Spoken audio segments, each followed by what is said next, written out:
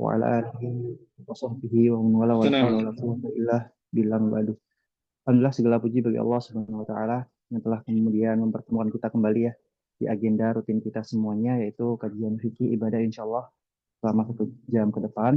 Mohon izin Bapak Ibu semuanya, mari kita luruskan niat kita kembali bahwasanya malam ini kita semata-mata hanya untuk beribadah kepada Allah, belajar ilmu syar'i yang dimana ilmu syar'i ini adalah kewajiban bagi kita kaum muslimin hingga kita nanti berhadapan dengan Allah Subhanahu wa taala. Baik Bapak Ibu semuanya, mari kita siapkan penanya kemudian catatannya kita akan menyimak pembahasan dari Ustaz Yusuf. Untuk tempat dan waktu dipersilakan Ustaz. Tafadhol Ustaz. Syukran jazilan. Riki. Bismillahirrahmanirrahim. Assalamualaikum warahmatullahi wabarakatuh. Bismillah, alhamdulillah. Wassalatu wassalamu ala rasulillah. Wa ala alihi wa ashabihi wa mawalah. Allahumma salli ala Muhammadin wa ala alihi wa ashabihi ajma'in. Amma ba'du. Rabbi syrah li sadri wa yassir li amri. واحلل عقدة من لساني يفقه قولي يا معلم إبراهيم وموسى علمنا ويا مفهم سليمان فهمنا اللهم علمنا ما ينفعنا وانفعنا بما علمتنا وارزقنا العمل بما علمتنا وزدنا علما وارزقنا فهما آمين يا رب العالمين. Apa kabar semuanya Bapak Ibu? Narakum bi khairin insyaallah. Di kesempatan yang mulia ini kita dipertemukan kembali oleh Allah Subhanahu wa taala. Segala puji dan syukur hanya milik Allah atas berbagai limpahan rahmat karunia taufik. Alhamdulillah kita hari ini bisa melaksanakan berbagai kewajiban Allah di antaranya menuntut ilmu. Kemudian salawat dan salam senantiasa tercurahkan kepada baginda Nabi kita Muhammad sallallahu alaihi wasallam, kepada keluarganya, kepada para sahabatnya, serta segenap kaum muslimin dimanapun berada ila yaumil qiyamah. Semoga Allah Subhanahu wa taala melahirkan kita semuanya untuk mendapatkan syafaat baginda Nabi kita Muhammad sallallahu alaihi wasallam. Bapak Ibu sekalian yang dimuliakan oleh Allah Subhanahu wa taala, bab fikih, kitab fikih atau pembahasan fikih di kesempatan kali ini kita telah memasuki bab zakat, kitabuz zakat. Sebagaimana yang kita pahami Bapak Ibu sekalian, zakat hukumnya wajib disyariatkan oleh Allah Subhanahu wa taala. Dicontohkan bahkan diteladankan oleh baginda Nabi kita Muhammad sallallahu alaihi wasallam. Kewajiban zakat setidaknya bisa kita lihat dalam berbagai nas, baik firman Allah Subhanahu wa taala termasuk juga hadis baginda Nabi sallallahu alaihi wasallam yang cukup banyak. Di antaranya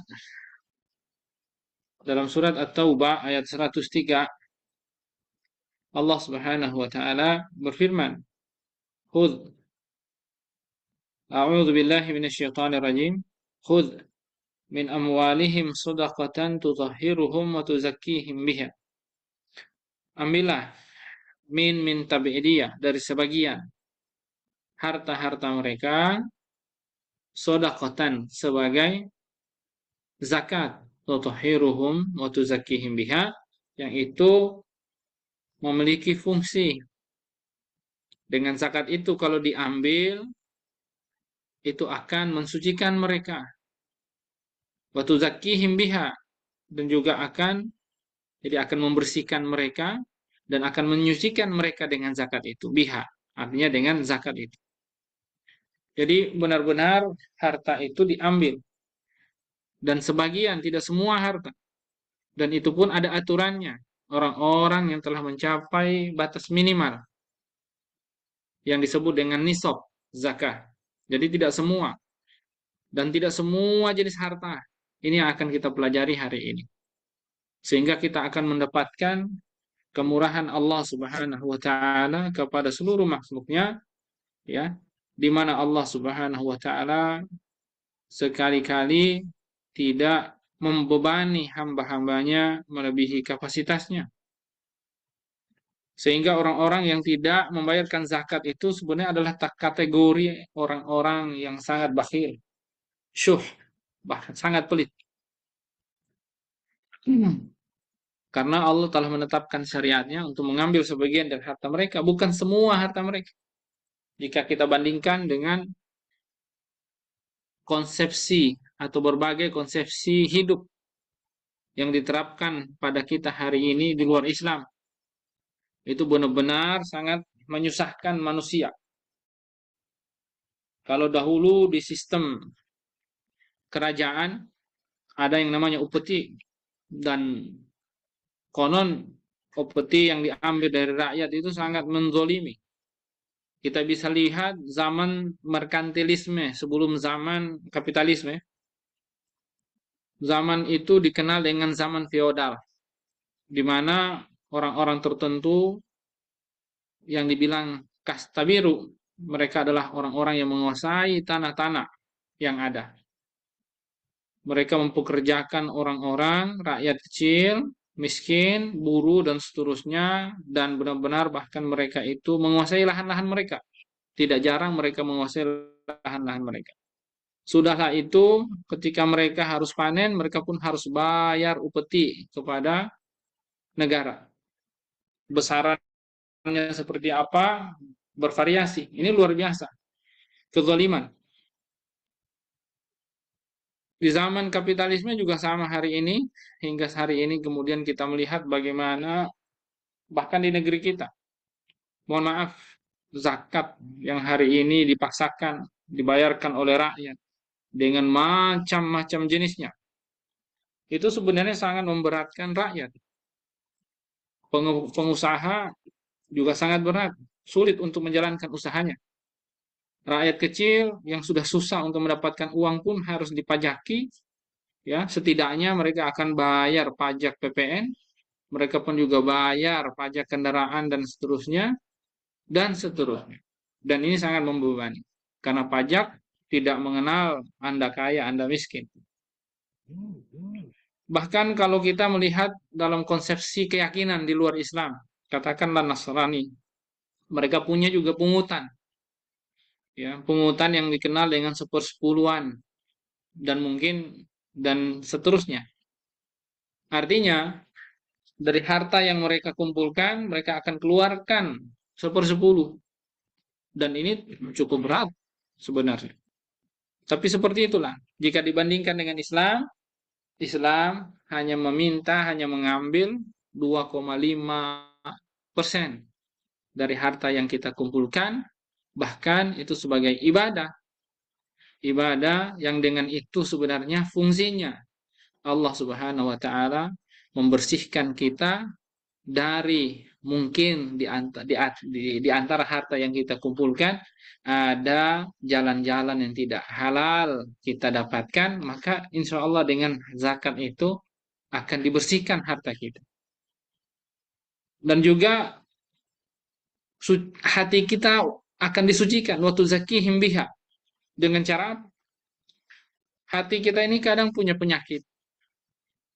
Dan di antara penyakit hati itu adalah bakhil, susah ikhlas. Bahkan mungkin hati akan menganggap bahwa kalau harta itu diambil karena zakat, dikeluarkan karena zakat, itu akan mengurangi harta mereka. Hingga kemudian Nabi SAW mengatakan, mana kosomalu abedin min sodakoh. Sekali-kali tidak akan berkurang harta seorang hamba itu karena sodakoh. Hadis ini tentu disampaikan oleh baginda Nabi karena faktanya ada. Orang-orang yang masih menganggap bahwa sodako, zakat terutama, itu akan mengurangi produktivitas bisnisnya, usahanya, atau bahkan akan mengurangi tabungannya. Disinilah zakat itu diperintahkan ketika dikeluarkan oleh seseorang, orang tersebut diajarin oleh Allah, dilatih oleh Allah untuk ikhlas. Sehingga itulah treatment, zakat itu menjadi treatment untuk mensucikan hati seseorang, membersihkan hati seseorang dari kebahilan. Dengan seperti itu dia akan mudah lapang dada. Bapak Ibu yang dimuliakan oleh Allah Subhanahu wa taala. Ini ayat yang pertama. Allah telah mewajibkan zakat itu. Khudz min amwalihim. Ambillah dari sebagian harta mereka, tidak semua harta. Sodakotan sebagai zakat. Dan nanti hadis akan menjelaskan berapa banyak min amwalihim dari sebagian harta mereka itu. Dan ternyata nas-nas menegaskan yang diambil tidak banyak. Ternyata hanya 2,5% atau 1/40 dari harta yang kita kumpulkan. Luar biasa. Hanya 2,5%. Itu pun adalah karena harta itu nganggur. Setelah kita keluarkan untuk kebutuhan-kebutuhan kita, bayar hutang, dan seterusnya. Jadi sangat-sangat tidak membebani. Zakat tidak diambil dari berapa banyak uang yang kita hasilkan setiap bulan. Tetapi berapa banyak uang itu yang kita anggurkan, yang tidak terpakai setelah kita gunakan untuk kebutuhan-kebutuhan, berbagai kebutuhan kita. Disitulah maha pemurahnya Allah Subhanahu wa Ta'ala. Baik, Bapak Ibu sekalian, yang berikutnya kita bisa lihat dalam hadis Nabi Shallallahu Alaihi Wasallam terkait tentang zakat. Kalau ayat saya rasa cukup banyak. Ketika Allah memerintahkan misalnya wa aqimus sholata wa atuz zakat, zakat yang ada dalam hadis tersebut itu adalah zakat mal. Jadi zakat ini ada dua, Bapak Ibu sekalian. Yang pertama zakat harta, zakat mal. Yang kedua adalah zakat fitrah. Itulah zakat yang wajib. Jadi zakat yang wajib itu ada dua, yaitu harta, zakat mal, dan yang kedua zakat fitrah setelah atau di akhir bulan suci Ramadan. Adapun ayat-ayat terkait tentang kewajiban zakat seperti wa'atuz zakah yang ada dalam seluruh ayat-ayat Al-Quran, semuanya itu konotasinya adalah zakat harta, bukan zakat fitrah. Adapun zakat fitrah penjelasannya ya adalah di hadis baginda Nabi Shallallahu Alaihi Wasallam. Kita juga bisa lihat dalam hadis-hadis yang cukup banyak tentang kewajiban zakat, di antaranya ketika baginda Nabi Shallallahu Alaihi Wasallam mengutus Muaz bin Jabal ke Yaman, Nabi SAW berpesan kepadanya, fa'alimhum annallaha iftarada alaihim sadaqatan tu'khadhu min aghniyaihim faturaddu ala fuqaraihim. Wahai Muaz, informasikanlah kepada mereka bahwa Allah Subhanahu wa taala mewajibkan kepada mereka zakat yang itu diambil dari orang-orang kaya mereka dan akan disalurkan kepada orang-orang fuqara mereka, orang-orang miskin, orang fakir di antara mereka. Adapun mustahik zakat ini nanti di surat At-Taubah ayat 60 ya. Yang ini akan menjelaskan secara lengkap siapa saja 8 asnaf yang berhak menerima zakat. Ayat yang lainnya kalau kita lihat dalam hadis ya tentang iman ya. Akhbirni anil iman, anil Islam. Ketika Jibril datang kepada Nabi SAW yang kala itu dikelilingi oleh para sahabat ya. Ittala alaina, kata Umar, ini hadis yang diriwayatkan oleh Umar Ibn Khattab radhiyallahu anhu yang mengatakan ittala alaina rajulun bayadu thiyab sawadu sya'r la yura minhu atharu safar. Jadi muncul tiba-tiba seseorang di antara kami menemui Nabi, pakaiannya putih, rambutnya sangat hitam ya, dan tidak mencirikan bahwa dia adalah seorang musafir. Padahal tidak ada orang yang berada di situ yang mengenal siapa orang tersebut. Orang ini fa'asnada rukbataihi ila rukbataihi. Jadi dia ibaratnya itu menyambungkan lututnya dengan lututnya Nabi, itu dia benar-benar di hadapannya Nabi. Karena di akhir hadis ini setelah dia bertanya tentang akhbirni anil iman, akhbirni anil Islam, akhbirni anil ihsan, tiga pertanyaan itu yang ditanyakan. Lalu kemudian dia pergi, Nabi mengatakan kepada para sahabatnya, wahai para sahabatku, apa kalian tahu siapa dia? Dia adalah Jibril, kata Nabi. Dia adalah Jibril mengajarkan kalian agama kalian. Nah, dalam hadis tersebut, hadis yang cukup panjang itu, yang dia tanya salah satunya agar kita bisa mengambil pelajaran itu adalah ya, adalah akhbirni anil Islam. Ajarkan kepada saya, kasih tahu kepada saya, kabarkan kepada saya Islam itu apa? Di situ antasyhada an la ilaha illallah, ya, wa Muhammadun Rasulullah, wa Muhammadan Rasulullah, ya, wa tuqimus shalah wa tu'tuz zakah. Bayar zakat, ya, wa tasuma Ramadan. Nah, jadi di situ ada bayar zakat, wa tasuma Ramadan, wa tahujjal baita man istata'a ilaihi sabila, dan berhaji. Nah, Bapak Ibu sekalian, hadis ini hadis ini menunjukkan tentang ya kewajiban zakat yang merupakan fardu, yang merupakan rukun Islam. Nah, ayat-ayat yang cukup banyak, juga hadis yang cukup banyak nanti berikutnya akan melengkapi penjelasan tentang kewajiban zakat ini, yang insya Allah ya bersamaan dengan penjelasan kita tentang zakat nantinya itu akan uh, secara detail kita akan dapatkan bagaimana Islam mengajarkan kepada kita untuk melaksanakan zakat, ya, seperti apa. Qala al-mu'allif rahimahullahu kitabuz zakah, tajibuz zakatu fi khamsati asya'. Zakat diwajibkan kepada 5 hal. Nah, jadi zakat Bapak Ibu sekalian kita tunaikan itu hanya pada 5 hal ini. Ini yang kemudian oleh para fuqaha dikatakan sebagai harta, ya, harta amwalu zakat, harta-harta zakat atau harta yang memang hanya jenis ini saja yang diwajibkan zakat. Yang pertama, al-mawashi, hewan ternak. Itu pun hewan ternak tidak semua hewan ternak, nanti akan ada penjelasan. Ya, rinciannya akan dijelaskan. Hewan ternak yang dizakatin, ya, itu hanya onta, kedua sapi, ketiga kambing, domba, ya, hanya sebatas itu. Yang lainnya tidak. Bahkan ketika kita punya hewan ternak yang 3 macam tadi, onta, sapi, ya, termasuk kerbau, dan domba, kambing, ya,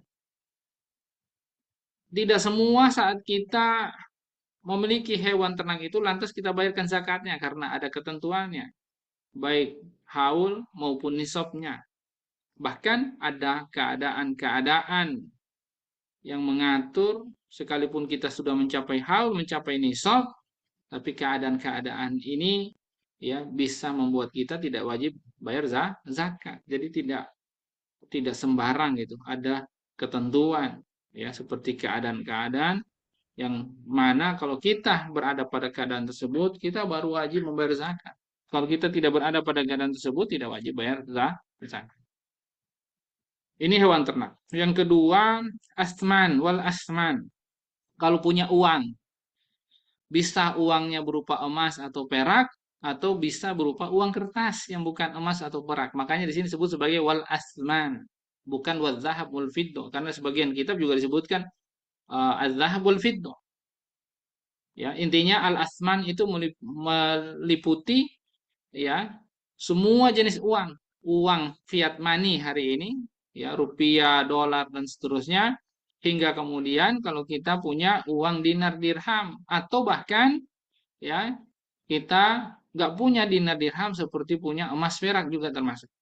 Karena nanti akan kita temukan di dalam Al-Quran surat At-Taubah ayat 34, Allah Subhanahu wa taala ya memerintahkan untuk mengeluarkan zakat dari emas dan perak. Walladzina yaknizuna adh-dhahaba wal fiddata wa la yunfikunaha fi sabilillahi fabashshirhum bi'adzabin alim.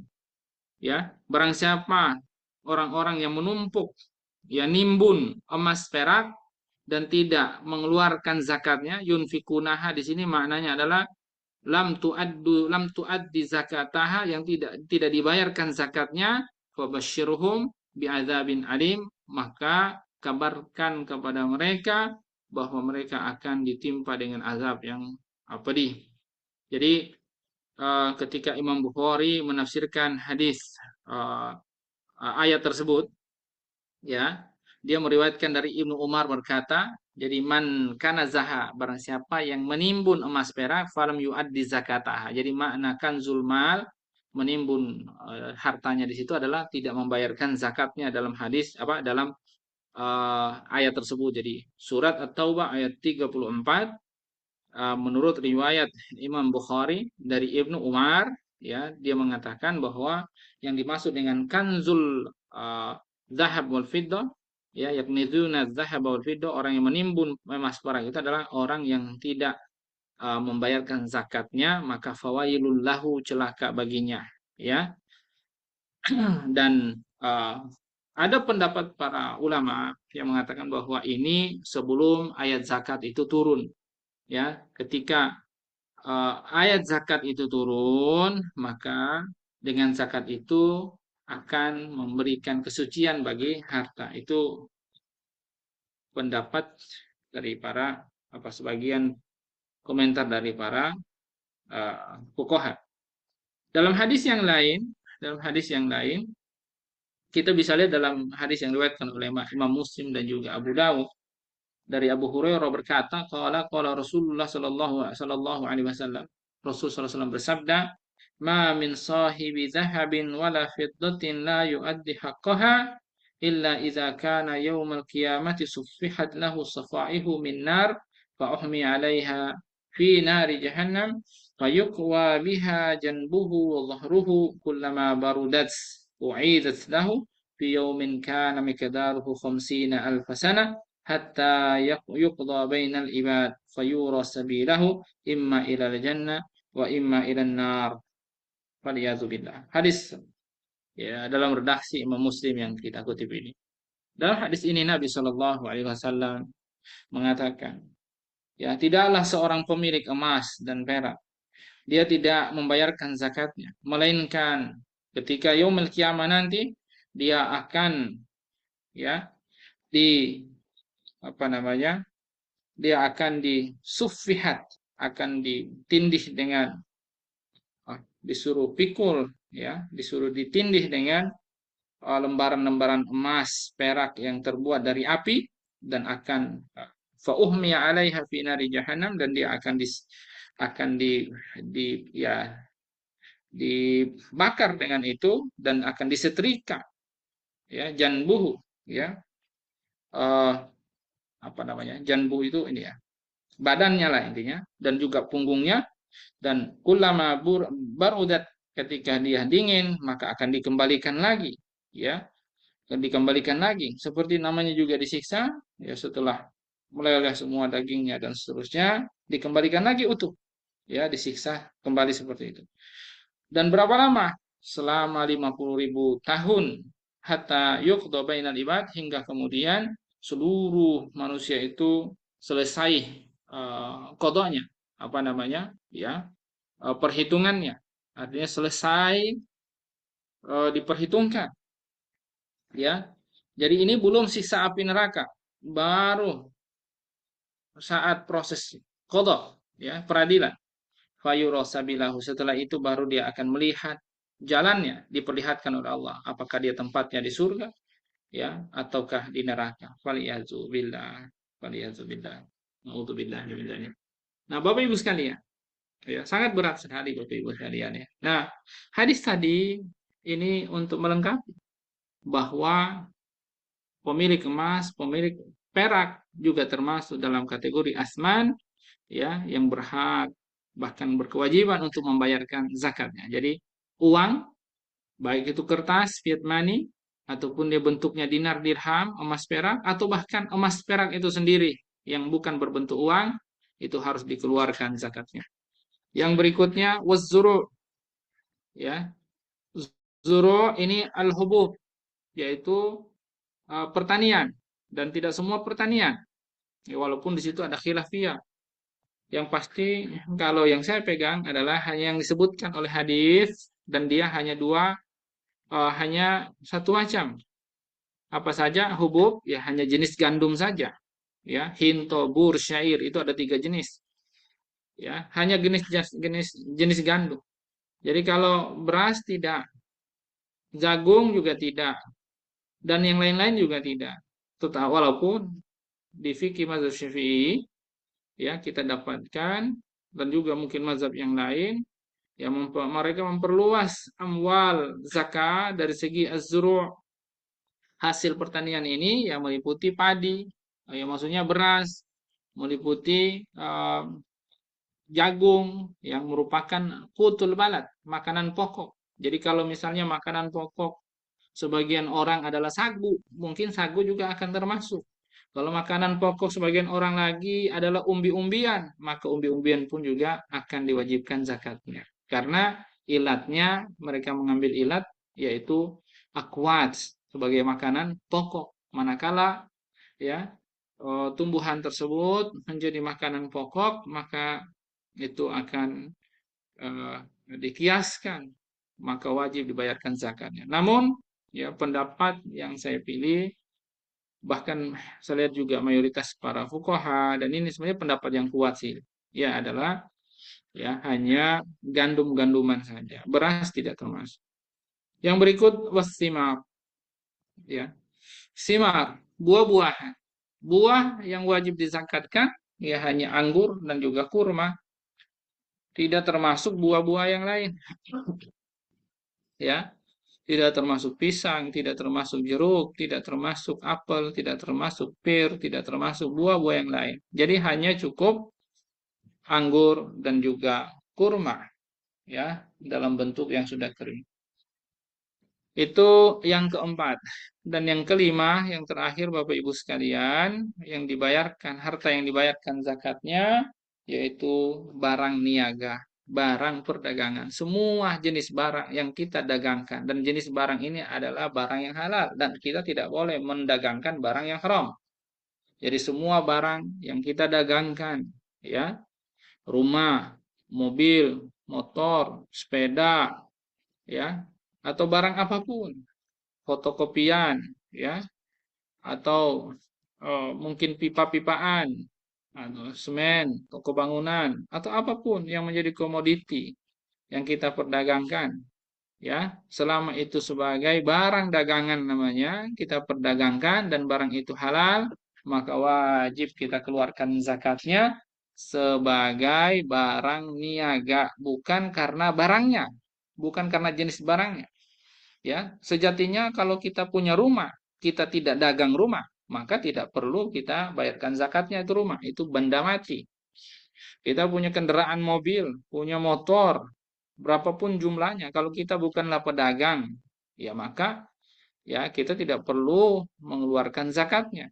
Karena yang dikeluarkan zakatnya itu karena dia adalah sebagai barang dagangan, bukan profesi, bukan profesi pedagang, tapi sebagai barang dagangan, ya, yang dihitung karena dia barang dagangan. Meskipun misalnya ya orang tersebut dia apa namanya, low cash flow, ya, yang sehingga kemudian dia hanya mendagangkan, contoh ya, dia jual beli rumah, satu rumah, kalau laku dia beli lagi, dijual lagi, kan begitu ya. Walaupun cuma punya satu rumah itu yang didagangkan, karena dia pedagang jual beli rumah, maka tetap wajib zakatnya, ya. Kalau ada orang punya rumah 10, tapi dia bukan didagangin tuh rumah, ya, disimpan aja misalnya, ya. Ya, berarti dia bukan pedagang rumah. Maka yang seperti ini tidak perlu membayarkan zakatnya. Nah, Bapak Ibu sekalian, itu adalah 5 macam jenis harta yang wajib dikeluarkan zakatnya, dan kita akan bahas satu persatu secara rinci dari kelima macam harta yang wajib kita zakatkan. Qala al-mu'allif rahimahullah fa'amal mawashi. Sekarang kita akan bahas ya zakat hewan ternak. Fatajibu zakatu fi salasati ajnasin minha. Jadi hewan ternak yang wajib dizakatin itu hanya tiga jenis saja. Ya, yang pertama wahia al-ibilu yaitu onta. Yang kedua wal baqaru ya sapi, dan kemudian ada sebagian fuqaha yang mengkiaskan kepada kerbau karena pada dasarnya kerbau sama kayak sapi, ya beda dikit lah. Wal gonam ini, nah ini isim jins ya, bukan nama. Gonam itu jenis, ya itu untuk menyebutkan eh, kambing dan domba itu namanya gonam. Ya, kambing atau domba itu punya namanya sendiri dalam bahasa Arab sebenarnya. Ya, ma'is wadda'nu.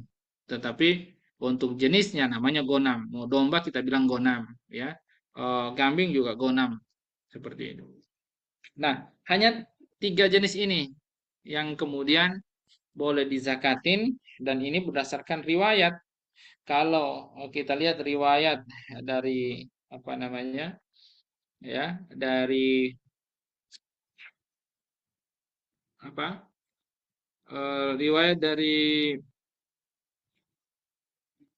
apa itu, Abu Bakar, ya, suratnya Abu Bakar radhiyallahu anhu sebagaimana yang diriwayatkan oleh Imam Bukhari dari Anas bin Malik, ya, dari Anas bin Malik, uh, ana Abu Bakrin radhiyallahu anhu kataba lahu kitaban wa ba'athahu bihi ila al-Bahrain. Jadi Abu Bakar itu ketika menjadi khalifah menggantikan Nabi sallallahu alaihi wasallam kala itu, dia menulis surat, dia mengirimkan surat itu kepada Anas bin Malik yang ketika itu dia menjadi seorang uh, apa qadi, ya, qadi.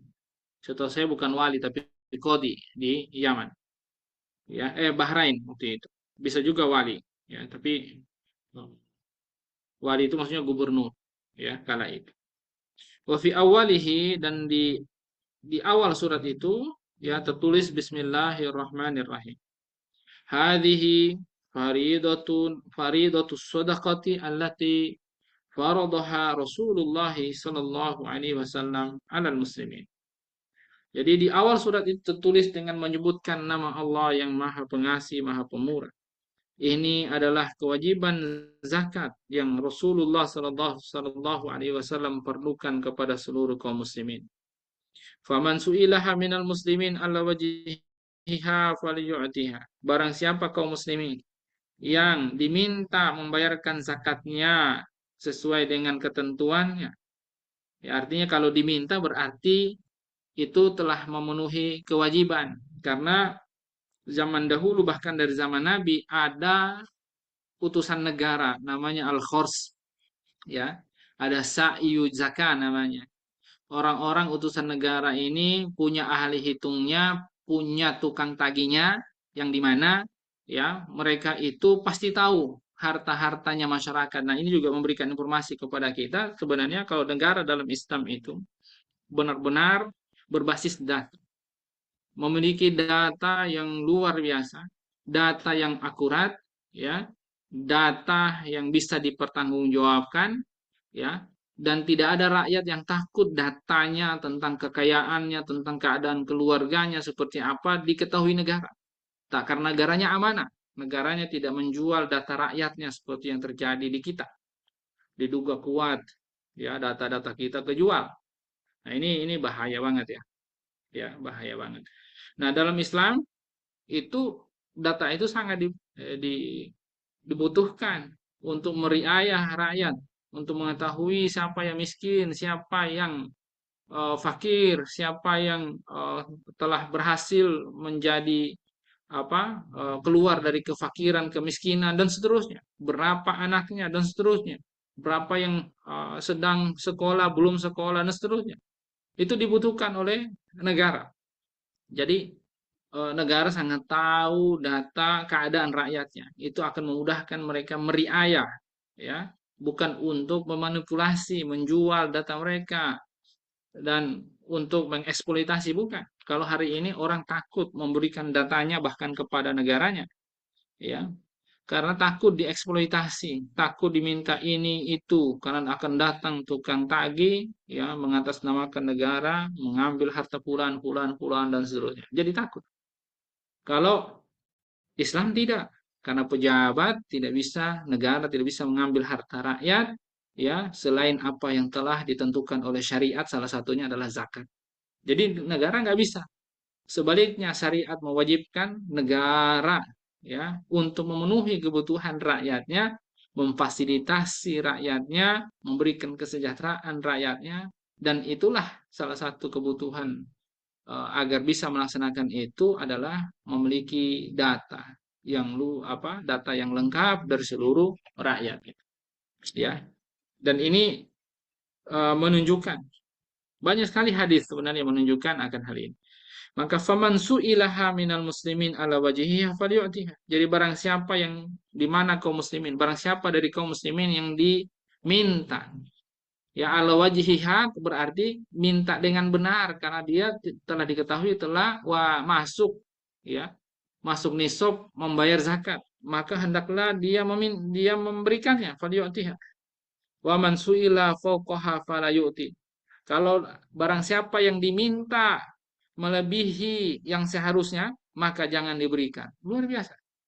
Ya, karena syariat tidak pernah ingin mengambil harta rakyatnya, artinya syariat tidak pernah memerintahkan negara mengambil harta rakyatnya, ya, kecuali dari yang disyariatkan saja, dan diantaranya adalah zakat. Bapak Ibu sekalian yang dimuliakan oleh Allah Subhanahu wa taala, ya. Hadis ini, ya, menunjukkan kepada hadis ini cukup panjang ya Bapak Ibu. Dan hadis ini eh, menunjukkan kepada kita semua, kalau kita baca redaksinya cukup panjang, ya, bahwa harta yang dizakatin, ya, khusus hewan, karena memang suratnya Abu Bakar ini lengkapnya kalau kita lacak dalam kitab-kitab hadis itu khususnya membahas tentang zakat ternak, ya, zakat ternak, makanya dimasukin di sini sebagai dalil, ya, catatan kaki atas jenis yang wajib dizakatin itu hanya onta, sapi dan juga kambing ataupun domba, karena hadis tersebut itu hanya membahas tentang zakat ternak. Nah, Bapak Ibu sekalian yang dimuliakan oleh Allah Subhanahu wa taala. Wa syaraitu wujubiha sittatu asya. Ya. Syarat-syarat wajib membayarkan zakat ternak itu ada 6 hal. Pertama, ya. Yang pertama, Islam. Yang kedua, merdeka. Jadi kalau bukan Islam nggak wajib. Kalau budak nggak wajib. Yang ketiga, wal milkut tam, bahwa harta itu milik dia sepenuhnya, bukan harta apa milik dia sepenuhnya, ya, bukan barang pinjaman. Kalau dia kredit gimana? Ya, bukan kredit leasing ya Bapak Ibu, ya, kredit kan boleh, kredit namanya bayu toksid atau bayu ajal, ya, asalkan bukan leasing, ya. Kalau kredit gimana? Nggak ada masalah, ya, artinya dia bayar bertahap kan. Apakah itu milik dia? Iya, itu milik dia. Itu milik milik dia. Itu namanya milkut tam, ya. Milkut tam, katakanlah misalnya nih dia beli sebidang tanah yang cukup luas dengan cara dicicil, ditanamin gandum dan ternyata sudah sampai nisab sekitar 650 kilogram. Kan berarti, ya, wa atu haqqahu yaum hasadi, nanti akan kita bahas pas di zakat, zakat hubub, ya, zakat ziraah, zakat pertanian. Allah Subhanahu wa taala berfirman, wa atu haqqahu yaumul hasadi. Berikan haknya, keluarkan zakatnya saat panen. Itu haulnya. Nah, di situ kan misalnya dia beli lahan yang sangat luas, dia kredit gitu ya. Lalu kemudian ditanamin gandum dan panennya ternyata sudah lebih dari 650 kilogram. Dia harus wajib keluarkan zakatnya. Tapi ini kan kredit, iya, nggak ada masalah. Itu memang kredit, tapi itu sudah milik kamu, ya. Di sini masuk kategori milkut tam, ya. Itu masuk kategori milkut tam. Dan hari ini banyak orang melakukan bisnis misalnya, ya, dengan barang-barang urudut tijarah, barang-barang yang didagangkan itu ternyata ada yang masih ngutang, ya. Nanti dia bayarkan kalau sudah berhasil dia jual misalnya. Ada yang seperti itu, ya. Apakah urut tijarah, barang perdagangan yang karena modalnya dia utang seperti itu, ya, dia kordun misalnya, apakah dia tidak wajib bayar zakatnya karena statusnya utang? Ya tetap wajib bayar zakatnya kalau sudah mencapai ini nisab, ya. Tentunya dia bayar dulu hutangnya, ya, supaya dari situlah kemudian dia berhitung apakah ya masih mencukupi nisab setelah dikurangi dengan kebutuhan-kebutuhan dia, ya, belanja kebutuhan dia dan termasuk bayar hutang dan seterusnya, masih mencukupi tidak, ya. Tetapi kalau uh, tidak mencukupi berarti tidak perlu bayar zakatnya, itu nanti di ketentuan nisab, kan begitu. Nah, milkutam itu yang ketiga. Yang keempat nisab. Ya, syarat yang keempat. Oh, seseorang wajib membayar zakat karena dia sudah mencapai nisab. Hewan ternak, kita berbicara nisab hewan ternak. Maka ya, yang dimaksud dengan nisab hewan ternak di sini benar-benar nanti itu detail banget. Akan dipelajari juga insya Allah di sini secara rinci nanti di pasal-pasal berikutnya, ya, di pasal-pasal berikutnya. Ini baru sekedar menjelaskan tentang syarat-syarat dari kelima harta zakat ini, ya. Nanti akan dirinci kok. Jadi yang keempat itu adalah nisab, mencapai nisab. Hewan ternak ada ketentuannya, ya. Ini yang disebut sebagai nisab. Misalnya onta, onta itu kalau dia punya 5 ekor sampai 1 tahun berarti dia wajib zakat. Sapi, kalau dia punya 40 ekor, ya, dia ternak selama 1 tahun, maka wajib bayar zakat. Kalau kambing atau domba, ya, minimal nisabnya itu 121 kalau nggak salah, ya, kurang lebih ya segitu. Kalau sapi tadi antara 30 atau 40, 30 kalau nggak salah, ya. Kalau kambing itu 120 mungkin ya, nanti saya khawatir lupa, tapi sekitar itulah. Ya, itu contoh nisab. Jadi kalau misalnya orang ternak onta masih 4 ekor, berarti belum wajib bayar zakatnya. Ternak sapi di bawah 30 ekor, berarti belum wajib bayar zakatnya. Ya, kambing 120 ekor atau 121 kalau nggak salah. Di bawah itu masih 120 atau 119 misalnya, berarti belum wajib bayar zakatnya. Yaitu nisab. Kalau barang apa? Kalau uang, ya, uang. Kalau uang gimana? Oh ya, nanti ini ya belum dibahas. Nah, uang itu nanti asman, ya, nanti kita bahas satu persatu. Ya, intinya ada ketentuannya nisabnya, ya. Masing-masing ada nisabnya. Kalau hewan ternak seperti tadi. Nah, yang berikut yang ke berapa nih? Kelima adalah haul, ya.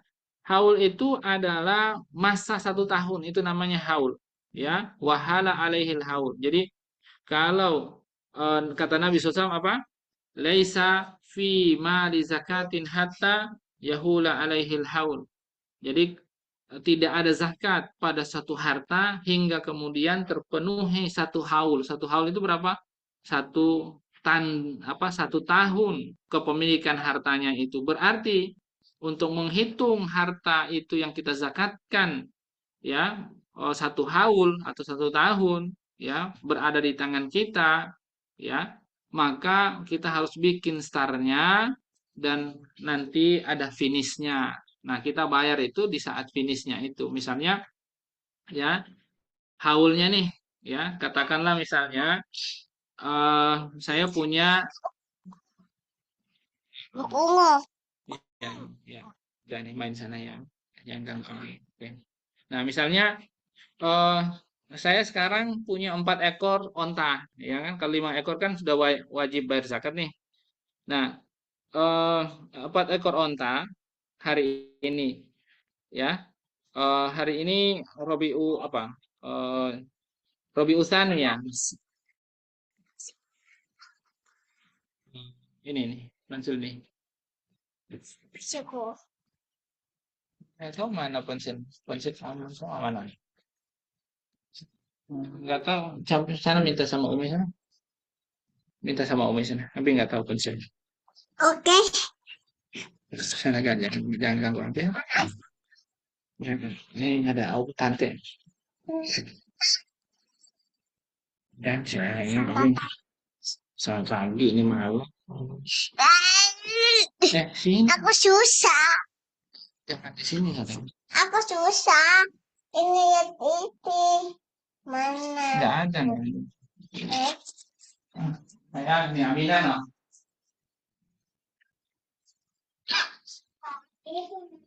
Maaf ya, Bapak Ibu. Nah, haul ya Bapak Ibu sekalian. Misalnya tahun ini sekarang Rabiul Awal nih ya, katakan Rabiul Awal. Rabiul Tsani hari ini. Apa bulan ini? Dia pakai kalender Hijriah, bukan pakai kalender merdeka milik sempurna mencapai nisab ya batasan minimal dan masuk haul dan yang terakhir wasaun. Haul dalam hadis Nabi SAW mengatakan laisa fi mali zakatin hatta yahula alaihil haul. Jadi tidak wajib bayar zakat kepada harta yang belum mencapai nisab. Maaf, belum mencapai haul, artinya batas 1 tahun. Bagaimana kita menghitung haul itu, Bapak Ibu, supaya kemudian kita wajib membayar zakat. Kalau misalnya zakat hewan nih, sekarang Rabi Usani, ya, saya baru punya 4 ekor onta. Kan nisabnya itu 5 ekor onta, ya. Karena kita boleh menetapkan star itu kalau sudah mencapai nisab, ya.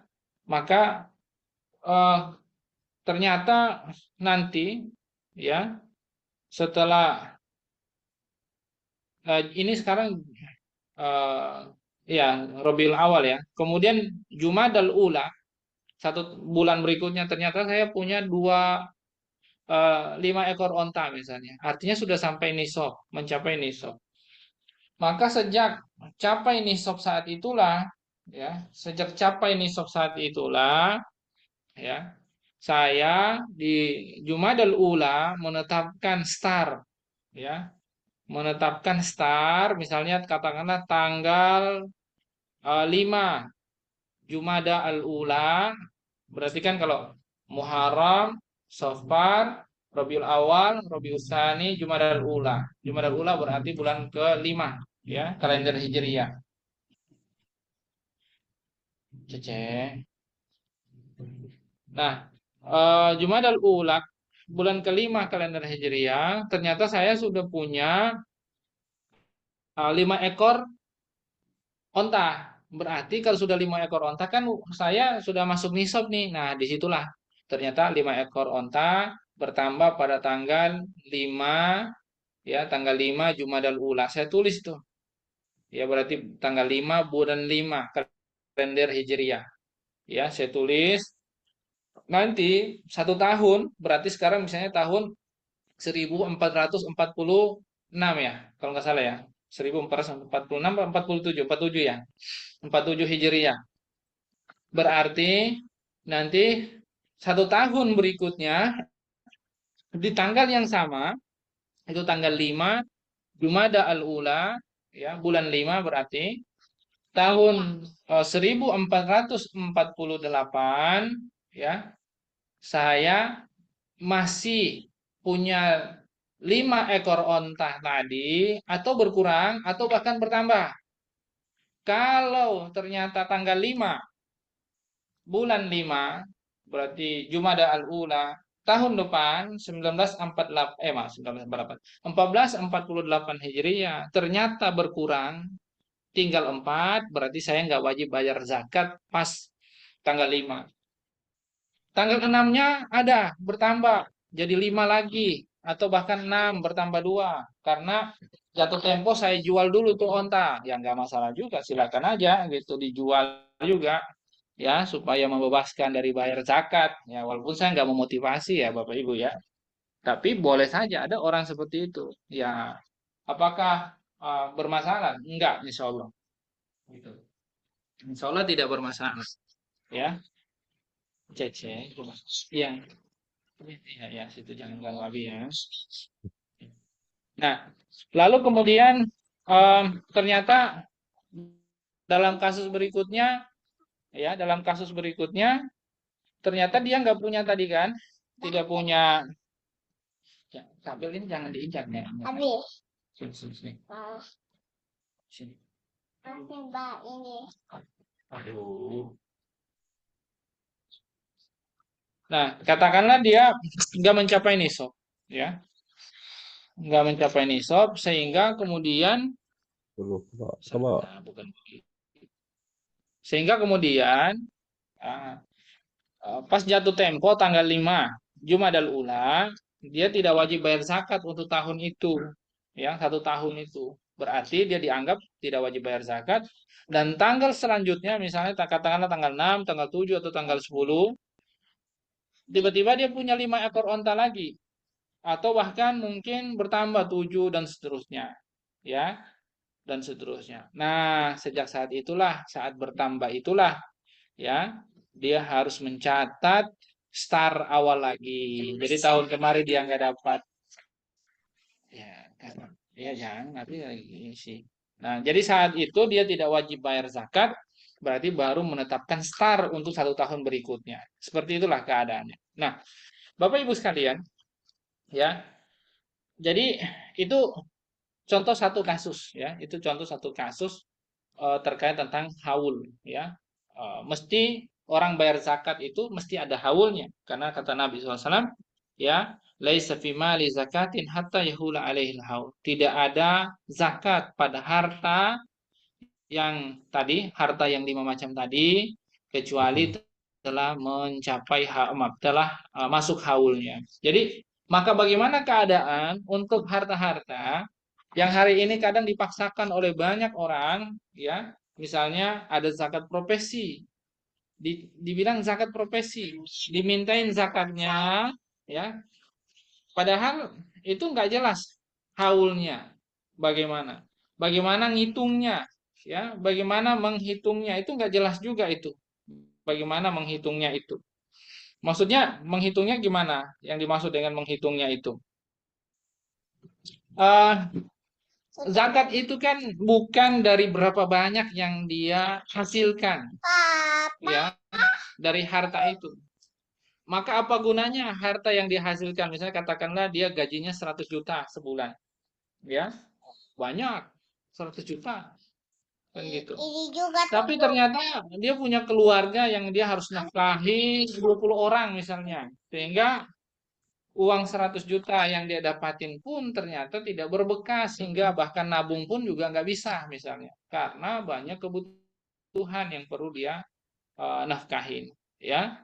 Maka orang seperti ini ketika misalnya dia tidak sampai pada batas minimal minimal nisab maka dia tidak akan pernah, ya, menetapkan start kapan dia bayar zakatnya, ya, start, ya, hingga kemudian tunggu 1 tahun masuk haul baru dia bayarkan zakatnya, tidak pernah karena toh uangnya habis-habis aja. Maka bagaimana keadaan orang yang gajinya misalnya katakanlah 100 juta sebulan, ya, lalu kemudian habis-habis seperti itu, ya, tetapi ternyata kalau sebagian lembaga atau sebagian katakanlah misalnya di BI ya, setahu saya karena saya punya teman-teman juga di BI yang mereka menjalankan ada apa namanya itu basnasnya, lazisnya ya, lazis di BI. Yang itu konon gaji-gaji karyawan di sana saya nggak tahu apa itu sukarela atau dipaksa atau gimana, tapi mereka bayar zakatnya gitu loh. Bagi ngisi dulu dong. Ya udah biarin. Jangan ganggu Abi dosen. Nah, itu langsung dipotong gaji. Belum tentu orang gaji 100 juta, ya, dia lebih kaya dibanding orang yang gajinya mungkin 20 juta atau 10 juta, yang mungkin dia hanya hidup sendiri, tidak ada nafkah siapa-siapa, hanya menafkahi diri sendiri, dan bahkan mungkin dia bisa hemat dan bisa menabung, kan gitu. Jadi sekali lagi bukan berapa besar yang dia hasilkan, baik gajinya atau keuntungan bisnisnya, tetapi ya berapa banyak uang yang bisa dia hasilkan dan mengendap uang itu. Maksudnya berapa banyak uang yang mengendap dari penghasilan dia. Nah, itulah sebenarnya dia menjadi penentu orang tersebut dia akan bayar zakat atau tidak. Jadi nisabnya itu dihitung di situ. Nah, kalau orang yang menetapkan zakat profesi itu benar-benar sangat sangat sangat apa rancu dalam fikih. Tidak ada para fuqaha yang berbicara tentang zakat profesi. Itu hanya pendapat para fuqaha khalaf, ya, bahkan bukan khalaf, ya, abad modern yang bahkan sebenarnya tidak diperhitungkan gitu, ya, tidak diperhitungkan. Ya, jadi tidak ada, tempatnya tidak ada yang namanya zakat profesi atau zakatul mihnah namanya. Itu enggak ada zakat mihnah, ya, zakat profesi. Karena sejak zaman Nabi SAW, ya, sudah ada profesi, profesi tabib, ya, kita bilangnya, orang Indonesia bilangnya tabib. Tabib itu bahasa Arab, ya, bahasa serapan dari bahasa Arab, aslinya adalah tabib. Itu cece, itu kan jarum, jangan di ini, nah. Nah, zaman Nabi sudah ada yang namanya guru, ya, ada tabib, ada pedagang, ya. Tetapi ketika membahas tentang zakat perdagangan, itu tidak disebut sebagai zakat tujar, zakat pedagang, tapi zakat barang dagangan, ya. Ketika menyebut misalnya zakat pertanian, zakat perkebunan, bukan zakatul falah, falahin atau zakat uh, apa rain, ya, zakat pengembala atau zakat petani, tidak, tetapi yang disebut adalah zakat pertanian, hasil pertanian, atau zakat hasil perkebunannya, atau zakat hasil peternakannya, ya, termasuk zakat perdagangannya, bukan sebagai profesi pedagang, bukan sebagai profesi petani, bukan profesi berbagai profesi-profesi yang ada. Sehingga kemudian alasan zakat profesi itu tidak tepat, ya, karena tidak bisa dihitung haulnya, ya, dan seterusnya. Dan yang berikut, syarat yang keenam, orang wajib membayar zakat hewan ternak, ya, kalau memiliki tiga macam hewan ternak yang sebutkan tadi, itu ada yang namanya syarat as-saum. Apa itu syarat as-saum, Bapak Ibu sekalian? Jadi syarat as-saum itu, ya, adalah eh, apa? Habis tidak bisa, Pak. Itu hewan yang tidak, tunggu, ada dulu. Hewan yang tidak dipakai, ya, untuk membajak sawah. Jadi hewan itu Hewan sawah, ya, hewan sawah, hewan hewan sawah. Hewan yang tidak dipakai membajak sawah. sawah, belum pernah dipakai. Kalau dipakai membajak sawah maka tidak dihitung untuk dibayarkan zakatnya. Ya, tidak dihitung sebagai hewan yang dibayarkan zakatnya. Jadi ya, itu ya, bukan hewan yang dipakai itu. Termasuk juga apa? Saum itu maknanya adalah tunggu, bahaya di situ. Nah, sebentar. Turun dong, turun dong. Jangan gitu. Kerjakan ya. Aku pakai topi. Ya, jangan gitu dong. Nah, itu saum, ya. Dalam hadis Nabi SAW mengatakan apa namanya? Zakatul ghanam fi saimatiha. Jadi zakat kambing, ya, itu karena saimatiha. Jadi ada yang mengatakan yang dimaksud dengan saum di sini itu adalah hewan tersebut diberi makan, ya, diberi makan dari harta milik umum, ya, diberi makan dari harta milik umum. Jadi kalau misalnya ada orang beternak ya sudah mencapai, contoh katakanlah onta 5 ekor kambing, 5 ekor kambing, 5 ekor onta, sapi 30 ekor, atau kambing 121 ekor, kan itu adalah nisab zakat. Tapi ternyata dia punya banyak sekali hewan ternak tersebut dan termasuk hewan ternak zakat tersebut. Tapi ternyata hewan tersebut dia beli pakannya sendiri, bukan bukan digembalakan, jangan benar. Bukan digembalakan, bukan eh, apa namanya dari padang yang tumbuh sendiri gitu ya. Sebagaimana kalau zaman dulu padang gembala yang memang itu hutan padang gembala yang orang bebas beternak di sana. Bukan. Pakannya beli sendiri dan seterusnya. Maka yang seperti ini Bapak Ibu sekalian, walaupun sudah mencapai nisab, dia tidak perlu wajib membayarkan zakatnya. Seperti itu ya. Jadi syaratnya seperti tadi. Ya, dalam hadis itu tidak pernah dipakai digembalakan dan tidak dikasih makan, diberi makan dari pakan yang dibeli sendiri atau ditanam sendiri. Ya, jadi kalau yang mau dizakat itu harus benar-benar hewan yang digembalakan, diberi makan secara dari rumput alami, tumbuhan alami yang sudah disediakan oleh Allah di alam. Ya, kira-kira seperti itu Bapak Ibu sekalian, ya, yang berkaitan dengan syarat wajib zakat untuk hewan ternak bagi yang memiliki hewan ternak. Baik, karena waktu kita sudah jam 20.59, saya kembalikan kepada Riki untuk mungkin ada yang mau bertanya, silakan Bapak Ibu. Baik, jazakallah khair Ustaz Yusufsin. Ya, Silakan Bapak Ibu ya. semuanya jika ada yang ingin ditanyakan. Satu atau dua pertanyaan, silakan. Apakah ada?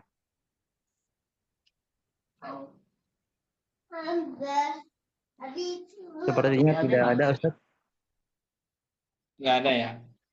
Ya. Sebentar.